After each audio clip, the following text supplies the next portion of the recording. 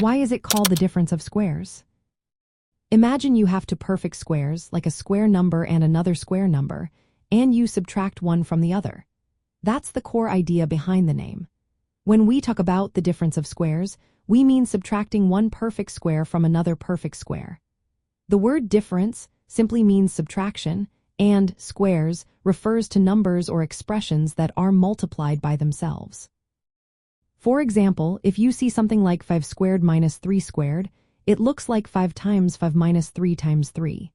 Since 5 squared is 25 and 3 squared is 9, the whole expression is 25 minus 9. Because both parts are perfect squares, we call it a difference of squares. This name is used because it clearly describes what the expression is. It's a subtraction between two perfect squares. The special thing about this kind of expression is that it can be factored easily using a simple rule. The rule says that the difference of two squares can be rewritten as the product of two binomials, one with a plus sign and one with a minus sign. So, 25 minus 9 can be factored as 5 plus 3 times 5 minus 3. The reason it's called the difference of squares is because both parts are perfect squares, and they are separated by subtraction.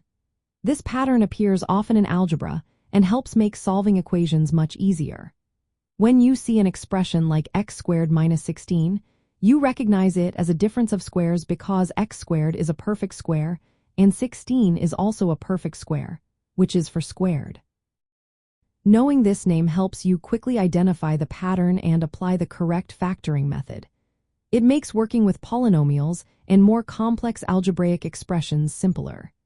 Instead of trying to factor everything from scratch, you can look for this pattern and use the rule to break down the expression fast.